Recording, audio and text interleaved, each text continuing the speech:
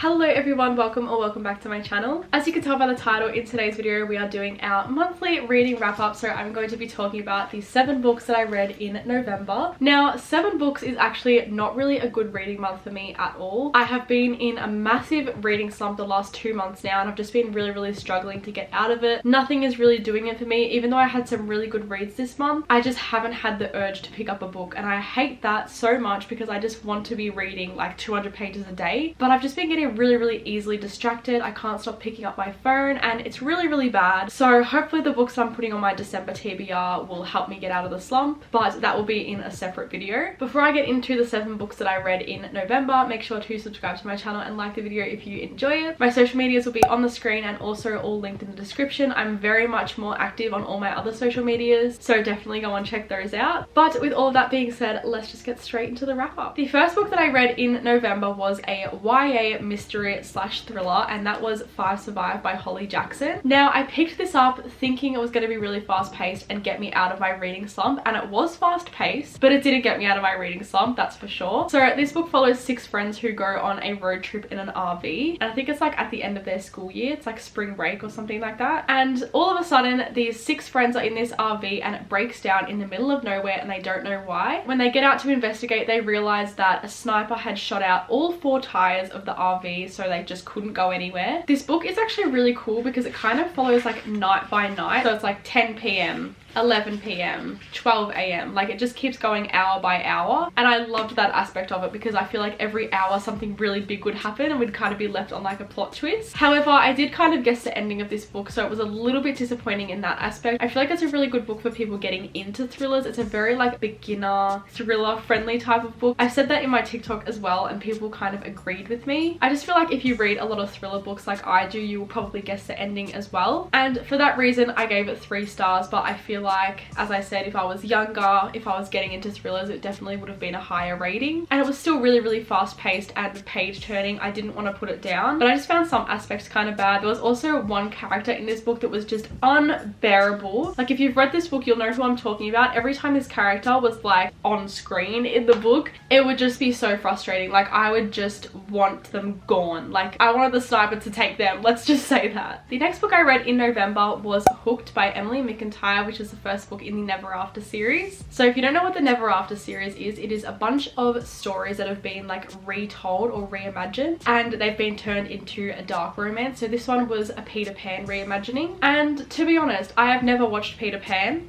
so I kind of didn't really know that aspect of it, but I still understood everything in this book because, as I said, it's a reimagining rather than a retelling, so it's a little bit different. But I rated this book 3.5 stars. I was actually very pleasantly surprised. I didn't think I was going to like this as much as I did, especially because a lot of people told me that this book is absolutely terrible. I went into it thinking it was going to be terrible, and it wasn't. I actually quite liked it. There was some aspects of it that I didn't really like at all, like a nickname that he calls her Pet, and I just didn't like that part at all. Like it gave me the ick every single time I read that on the page, and considering I was in a bit of a slump when I was reading this book, it was still really fast for me to read. So yeah, I did give this 3.5 stars, which doesn't sound like a lot, but I just feel like the rest of the series is going to be a lot better. The next one is a Lion King reimagining, and I feel like that's going to be my favorite in the series. I'm saying that right now, so I'm very excited to continue this series. The next book we have was a very anticipated release for a lot of people, and that was Iron Flame by Rebecca Yarros, also known as the sequel to Fourth Wing. Now, do I have a lot of opinions about this book? So I loved Fourth Wing, okay? Don't get me wrong, that book was 5 stars. It was amazing. I loved every aspect of it. Things definitely took a turn for this one because I only gave this one 3 stars, and even that was kind of pushing it. So without spoiling anything, I'm going to tell you my reasons for why I just did not like this book. First of all, in Fourth Wing, it is very much a romantasy. We get a lot of scenes between Xaden and Violet, and I just loved those scenes so much. I loved their enemies to lovers in the first book, but in this book we don't really get much of them at all. So if you like romance in a book, just go into this expecting no romance because there really isn't really much, and any scenes that they were together were just rushed. They were awkward. They were just not good at all, and there was also a lot of miscommunication within this book, which I hated. It was so bad. But the main reason is the fact that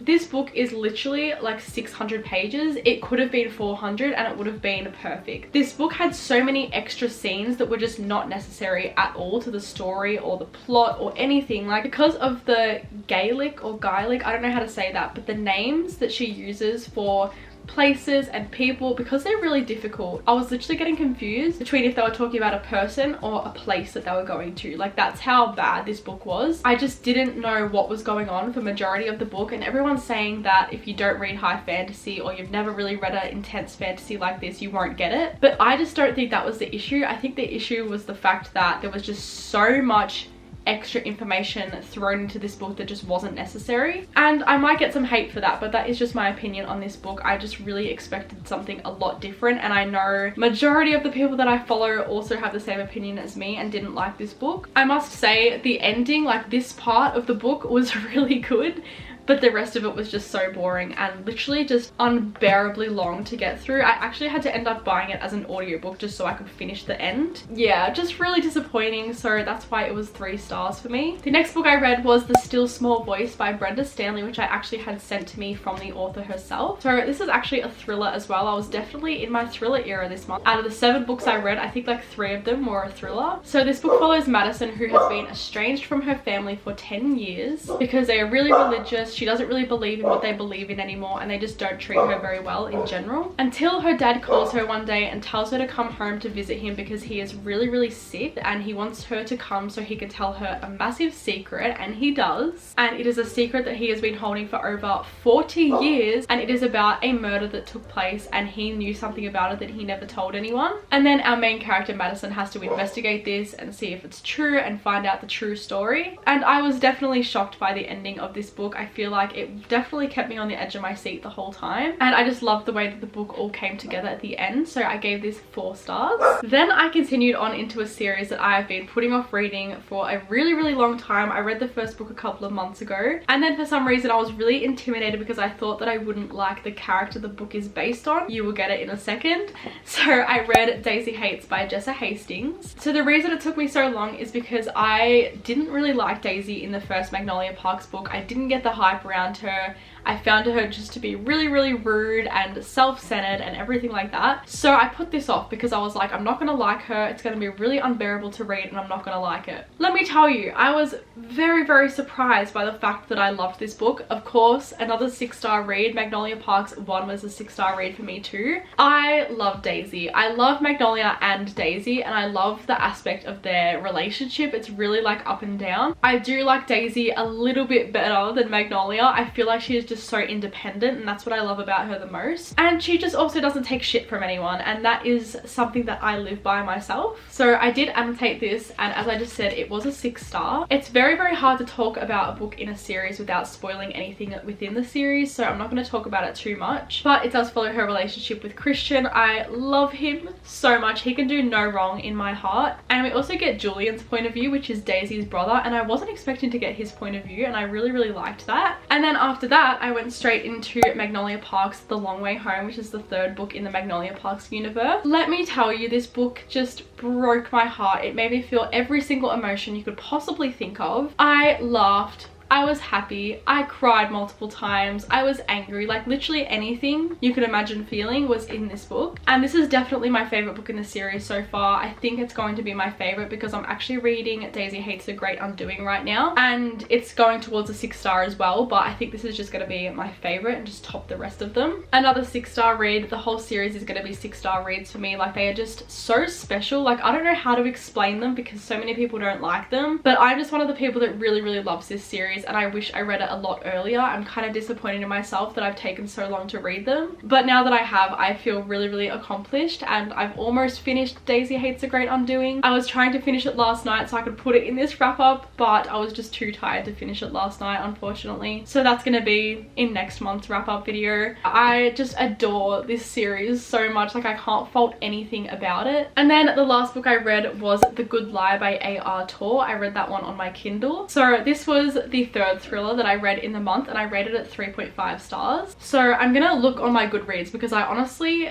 like, when I don't have a physical book, I kind of forget what it's about and just every memory of it vanishes. That's why I try to buy physical books for every single book that I read. So it is about a psychiatrist called Dr. Gwen Moore, and she is an expert on killers because a lot of the people she treats tell her that they have fantasies about killing people, and she never tells anyone this. She keeps it all to herself, and then one day one of her patients wounds up dead and everything just spirals on from there. They are also trying to investigate a serial killer in this book, and honestly, the reason it was 3.5 stars is just because the ending left me with a lot more questions than I thought. I thought that I would just have, you know, a really clear ending of what happened in the book, but I was just left with a lot of questions. For some reason, I can't really explain this book. It's really, really hard to explain because, like, there was just a lot going on in the book. But overall, I think it was a really good thriller to read, and I definitely recommend it. It's also on Kindle Unlimited. But yeah, that wraps up my November reading wrap up. That was the 7 books that I read in November. Hopefully when I come back for a December reading wrap up, I read a lot more. I'm actually planning on doing a little bookmas, which will be 12 consecutive videos leading up to Christmas, so from like the 13th of December. I'm really excited about that. Get excited for that because I'm going to have a bunch of different variety of book videos within those 12 days. As I said, don't forget to like the video and subscribe to my channel if you would like to see more content from me. With all of that being said, thank you so much for watching, and I hope to see you in my next video.